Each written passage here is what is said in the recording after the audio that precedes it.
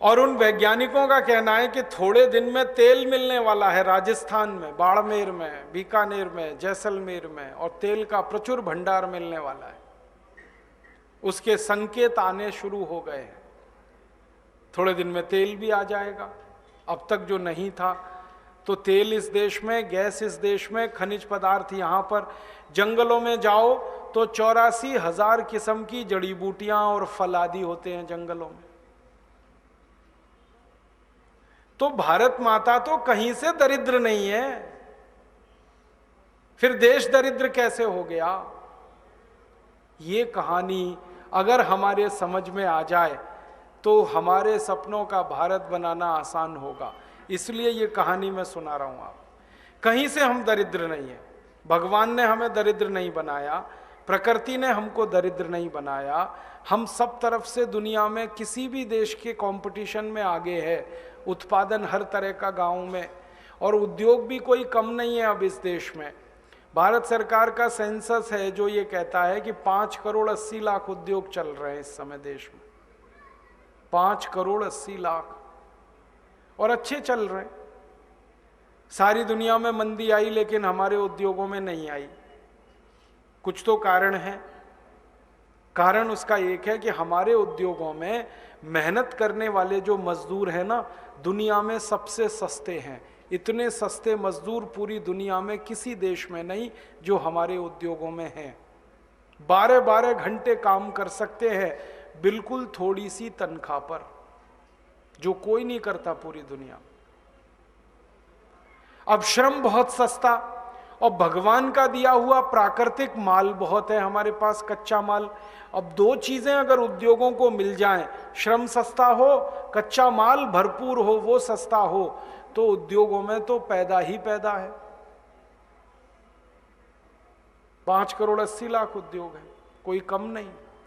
और इतने उद्योग और इतना खेती, तो व्यापार भी अच्छा है इस देश में। व्यापार में कोई कमी नहीं है। सरकार कहती है कि कम से कम 20 लाख करोड़ का व्यापार हो जाता है साल में इस देश में, अंदर, देश के अंदर, बाहर की बात नहीं कर रहा हूं। तो ये सारा कुछ अच्छा अच्छा है, उद्योग, व्यापार, खेती, फिर भारत गरीब क्यों? ये तो गंभीर प्रश्न है। और इतना गरीब कि दुनिया में सबसे ज्यादा गरीबी में हमारा नंबर आए। अब ये प्रश्न हमें समझना है।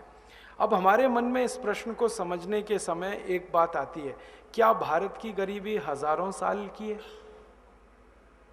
हम लोग आपस में चर्चा करते हैं कई बार, जाने अनजाने हम ये कह देते हैं, अरे भारत तो हमेशा से गरीब है। मैं भारत के दो लोगों का नाम लेके कहूंगा। एक व्यक्ति है इस देश में, उसका नाम है पी चिदम्बरम। ये भारत में बहुत लंबे समय तक वित्त मंत्री रहा, और इस व्यक्ति ने इंदौर नाम के शहर में मध्य प्रदेश में एक भाषण दिया था, और मैं उस दिन वहां था। उस भाषण में सामने बैठा था मैं, और चिदम्बरम मंच से बोल रहा था। कार्यक्रम क्या था? नई दुनिया नाम का एक अखबार निकलता है इंदौर से। नई दुनिया अखबार ने एक किताब प्रकाशित की थी, पुस्तक का प्रकाशन किया था। उसका विमोचन करने के लिए चिदम्बरम आया था। तो भाषण दिया उसने, और क्या भाषण दिया! भारत हजारों साल से गरीब देश रहा है। यहीं से भाषण शुरू किया, अंग्रेजी में। अच्छा था कि वो अंग्रेजी में बोल रहा था, ज्यादा लोग समझ नहीं रहे थे। हाँ, उसने शुरू किया, भारत हजारों साल से गरीब देश रहा, भारत हजारों साल से मुफलिसी का शिकार रहा।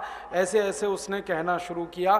फिर बीच में कहने लगा, ये तो भला हो अंग्रेजों का जो वो भारत में आए और उन्होंने भारत को थोड़ा बेहतर बना दिया, वरना हम तो अंधेरे में डूबे हुए थे। हमको तो कोई ज्ञान नहीं था, कोई प्रकाश नहीं था। इस देश में तो भयंकर गरीबी ही गरीबी थी। और ये जब वो भाषण दे रहा था तो बार बार पंडित नेहरू को कोट कर रहा था।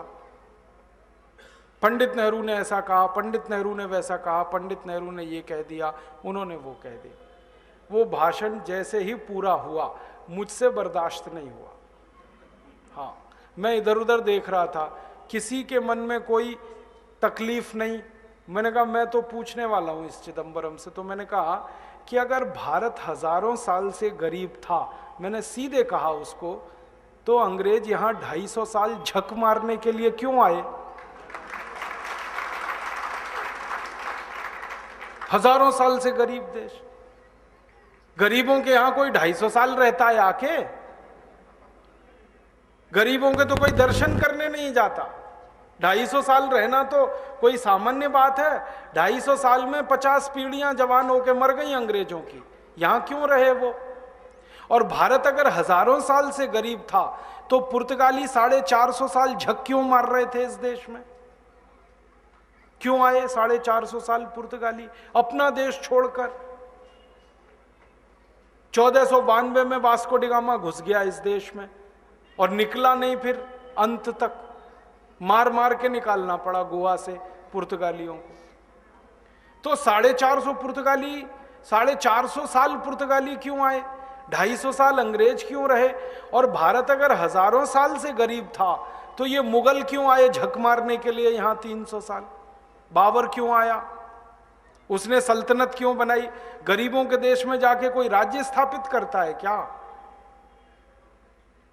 और इतना ही क्यों, मोहम्मद बिन कासिम क्यों आया इस देश में 7वीं शताब्दी में जब हम हजारों साल से गरीब थे? महमूद गजनवी क्यों आया सोमनाथ का मंदिर लूटने के लिए जब हम हजारों साल से गरीब थे? तैमूर लंग क्यों आया? नादिर शाह क्यों आया? अहमद शाह अब्दाली क्यों आया जब हजारों साल से हम गरीब ही थे? तो इनको तो कहीं अमीर देशों में जाना चाहिए था, वो सब यहां क्यों आए?